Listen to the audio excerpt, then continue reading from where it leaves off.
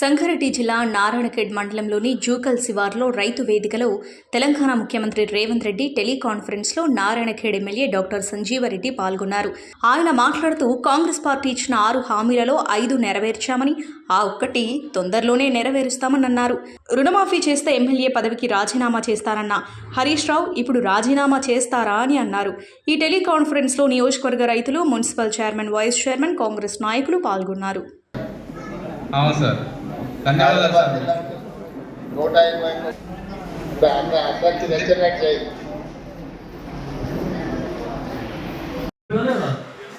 మన అప్పుడేమో మనకు 20,000 కోట్ల అప్పు ఉండే ఉమ్మడి ఆంధ్రప్రదేశ్ రాష్ట్రంలో.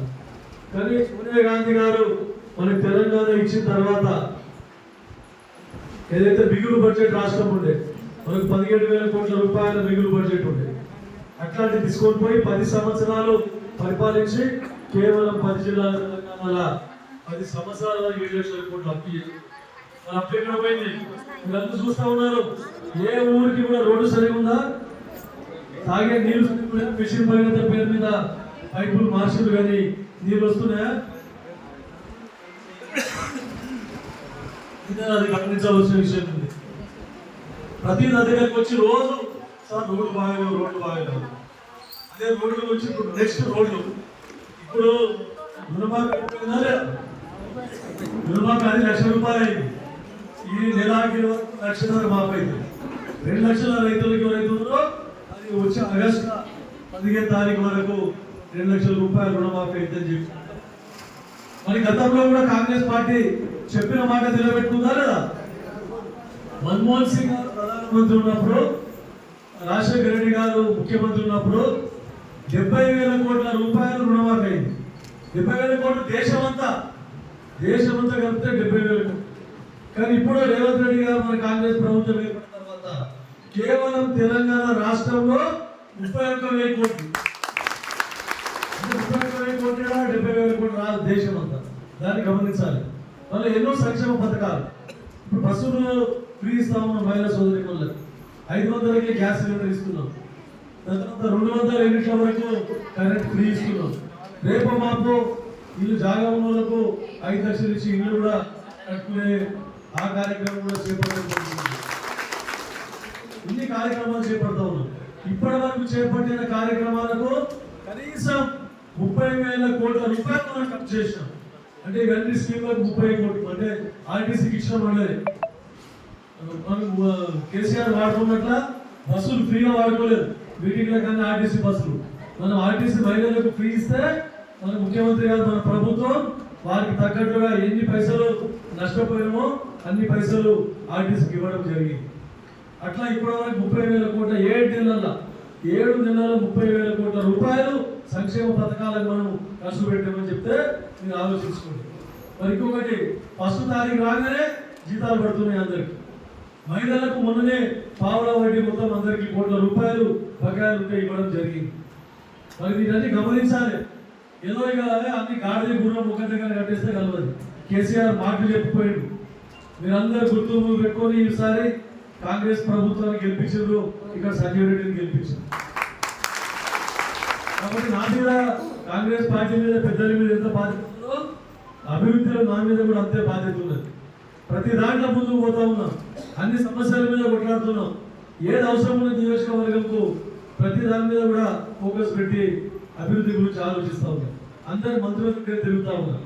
మన నారాయణఖేడ్ కదండి బడ్జెట్ రోజు హైదరాబాద్ మీద అనుకుంటారు సార్. హైదరాబాద్ లో కూర్చుంటే కూడా అందరు మంత్రులు సెక్రటరీలో పోయి ఆయన దగ్గరికి ఈయన దగ్గరికి తిరుగుతూ ఉంటారు. ఎందుకు?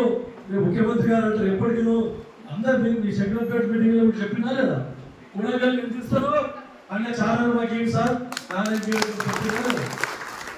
బట్టి మీరు అర్థం చేసుకుంటారు. కాకపోతే ఇది ఈ రోజుకు ఆగిపోకూడదు.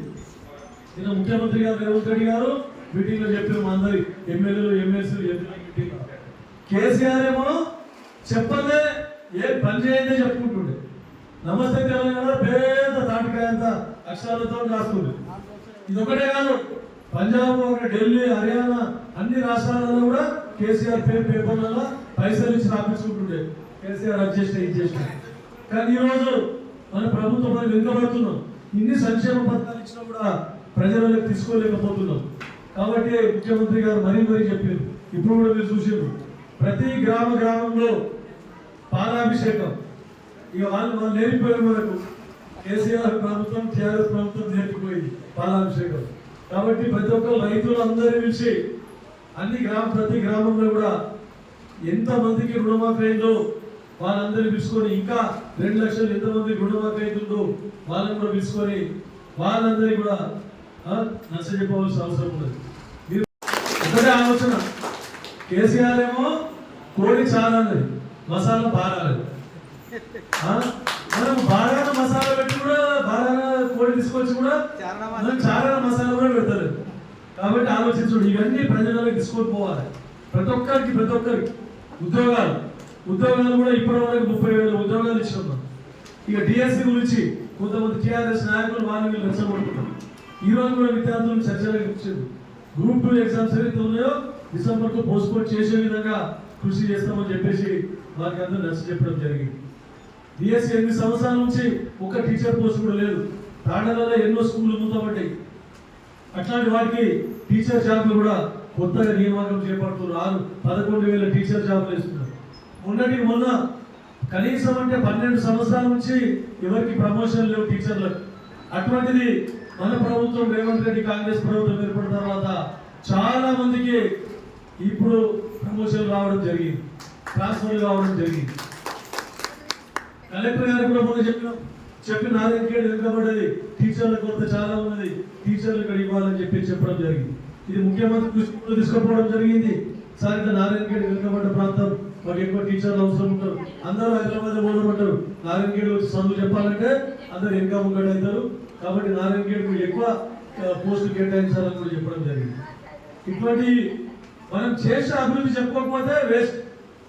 ఇప్పుడు చేయరు కూడా ఇస్తారు, పోతారు. కొంతమంది అంటారు జగన్కి గెలిచిండ్రా, వాళ్ళ సంపాదించిన పైసలా. మరి ఇప్పుడు అధిష్టానం చెప్పింది కదా, మీరు చూసారు కదా, ఛాలెంజ్ చేసింది. ఒకవేళ రైతు రుణమాఫీ చేస్తే నేను రాజీనామా చేస్తాను. మరి రాజీనామా చేస్తావా అని చెప్పేసి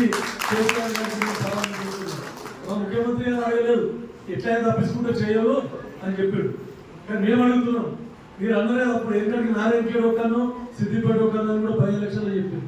మరి ఇక్కడ వేసిన బొమ్మడు అక్కడనే ఉంది. మరి ఇప్పుడు కూడా మా ముఖ్యమంత్రి గారికి మీరు ఛాలెంజ్ చేశారు. ఈ రోజు మేము అడుగుతా ఉన్నాం, మీకు ఈ రోజు ఆగస్టు 15 లోపల 2 లక్షల రుణమాఫీ చేస్తా ఉన్నాం. మరి మీరు రాజీనామా సిద్ధమా అని చెప్పేసి అడుగుతా ఉన్నాం. కాబట్టి తెలుగుదేశం టీఆర్ఎస్ ప్రభుత్వం చేసినటువంటి ఏవైతే కార్యక్రమాలు ఉన్నాయో అవన్నీ ప్రజలకు నచ్చ చెప్పాలి. అన్ని ఫెయిల్యూర్సే. ఇస్తామన్నది ఒక్కటి కూడా 100% ఏ హామీ కూడా నెరవేరలేదు. కానీ కాంగ్రెస్ ప్రభుత్వం వచ్చిన 7 నెలల లోపలే ఇచ్చిన హామీలను నెరవేరుస్తా ఉన్నది. ముందు కూడా ఇచ్చిన మాట నిలబెట్టుకునే విధంగా అన్ని చేస్తాం. అన్ని అభివృద్ధి కార్యక్రమాలు, సంక్షేమ పథకాలు అన్ని విధాలు కూడా చేస్తామని చెప్తూ మరొకసారి కాంగ్రెస్ ను మరొకసారి వచ్చే స్థానిక సంస్థల ఎన్నికల్లో కూడా మీరు ఆశీర్వదించాలని చెప్పేసి చెప్తూ 14,000 మంది కుటుంబాలకు 107 కోట్లు శంకరపేట కలుపుకుంటే 107 కోట్లు మొత్తం ఇవ్వడం జరిగింది, రుణమాఫీ చేయడం జరిగింది. దాన్ని బట్టి మీరు అర్థం చేసుకోండి. కాబట్టి ఇంకోటి కూడా సంక్షేమ పథకాల గురించి కూడా నిన్న మీటింగ్లో చెప్పారు. మొత్తం రాష్ట్రంలో 30,000 కోట్లు పెట్టాం మేము దీనికి మాకు గ్యాస్ సిలిండర్లకు అన్నిటికంటే. అట్లా కాదు, ఒక్కొక్క నియోజకవర్గంకి ఎన్ని కోట్లు ఇచ్చారు చెప్పమని అడిగారు. నారాయణఖేడ్కి ఎంత ఇచ్చారు, అక్కడ నల్గొండకి ఎంత ఇచ్చారు, ఆందోళనకి ఎంత ఇచ్చారు, జైరాబాద్కి ఎంత ఇచ్చారు, మొత్తం లెక్క తీసి చెప్తే మేము కూడా ప్రజల దగ్గరికి పోయి మా నారాయణఖేడ్ ప్రజలకు ఇన్ని వేల కోట్ల రూపాయలు వారికి లాభం ఏందని చెప్పేసి చెప్పడానికి అవకాశం ఉంటుందని నిన్న కూడా చెప్పడం జరిగింది. కాబట్టి మీకు ఒక్కటే దయచేసి మీకు కోరుకుంటున్నా, కేసీఆర్ కంటే ఎక్కువ మనకు గొప్పలు చెప్పుకునే అవసరం లేదు. చేసిన పనులే, చేయని పనులు అవసరం లేదు. రాలేక చేయకుండా అది చేసినాం, ఇది చేసినాం, మొత్తం మేమే చేసినాం, 57 కాంగ్రెస్ చేయదు, మేమే చేస్తున్నామని చెప్పుకున్నాం. కానీ ప్రజలన్నీ గమనించారు, బుద్ధి చెప్పారు. ఇప్పుడు మనం చేయని పనులు అవసరం లేదు, ఏమి చేసినామో అవే పనులు ప్రజలకు వివరించాలని చెప్పేసి మీ అందరికీ సభాముఖంగా కోరుకుంటున్నాం. ధన్యవాదాలు. Hi everybody, this is Kiriti Damaraju. like, share and subscribe to Saira TV. Oh, Saira!